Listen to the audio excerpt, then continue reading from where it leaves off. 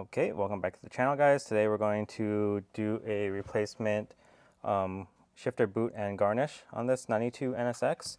As you can see here, this one's bowing a little bit, so it's a little bit aged. This is probably the original. So we're going to go ahead and replace it with a Type R version, OEM Type R. And so I'll show you how to remove the console. That's pretty much what this video is going to be about. So first step is to remove the 4 screws holding in this console piece so you can remove it, or the glove box, I should say, this elbow compartment. And then you'll be able to access the screws holding in the console, one being right here.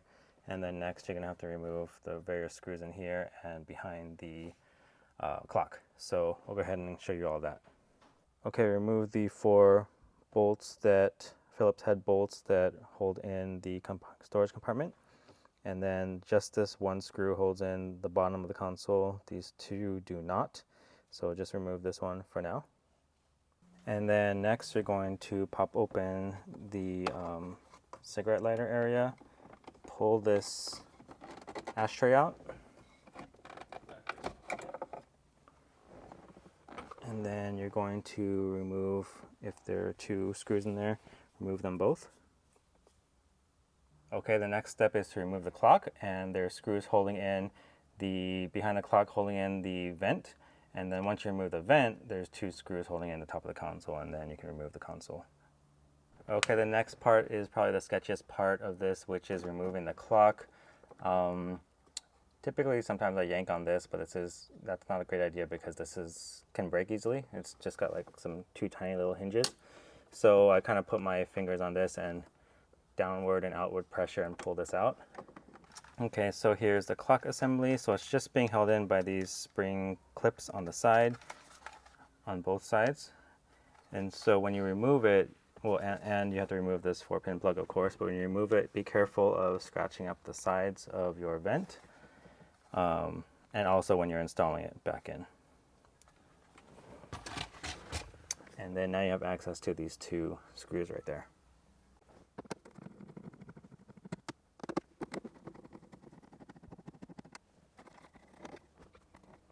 Okay, and then now you can remove this vent piece. Okay, to get the vent out, there's these clips on the bottom. You can see there. And so I think you're just going to want to put a pry tool in there, and or slightly lift up on the vent and pull out. And then now that the vent is out of the way, you can access these 2 screws.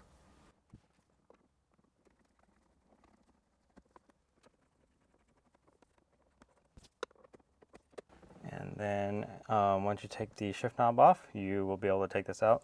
So make sure you pull your e-brake up all the way, shift it back to one of the rear gears, and then you'll be able to lift up the console. Okay, so the console's out, and to summarize, there is a bolt on the bottom, a screw on the bottom, 2 screws on the top, and 2 screws behind the ashtray. And when you're taking it out, you have to unplug the plug for the cigarette lighter, as well as the air conditioning fan thingy.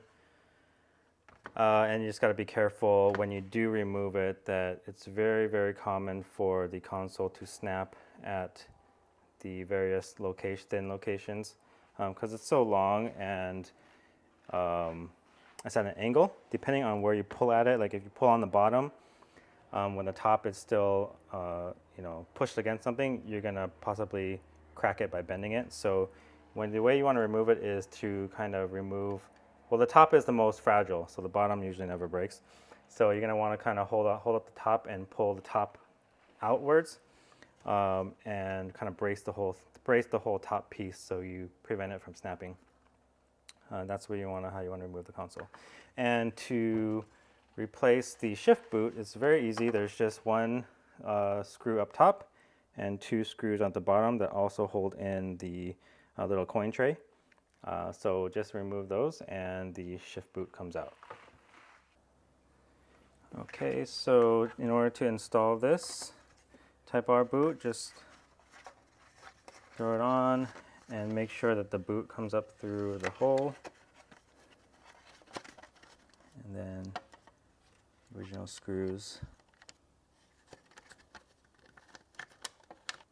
Okay, so there's, important note before you install the boot, there are 3 screws and one is shorter.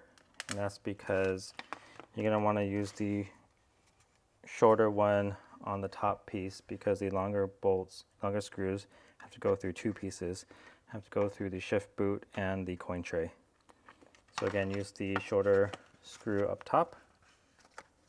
And you do not want to over tighten these. It is just screwing into plastic after all, so you don't want to strip them out.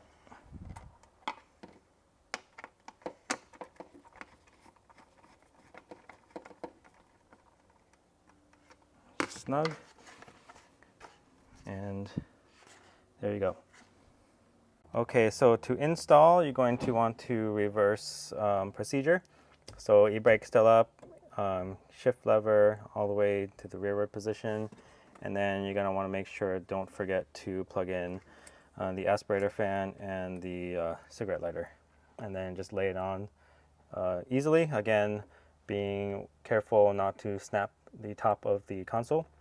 So I go ahead and when I'm installing it, put nice firm pressure, even pressure I should say, on the top portion and the bottom portion, so it kind of goes in as one piece evenly and not teeter-tottering to snap it.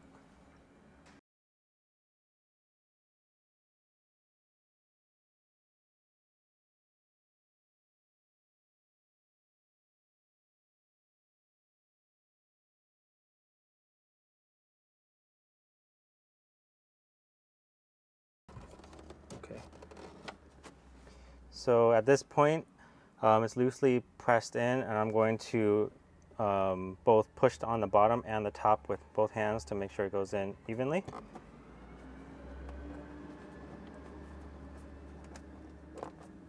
Okay.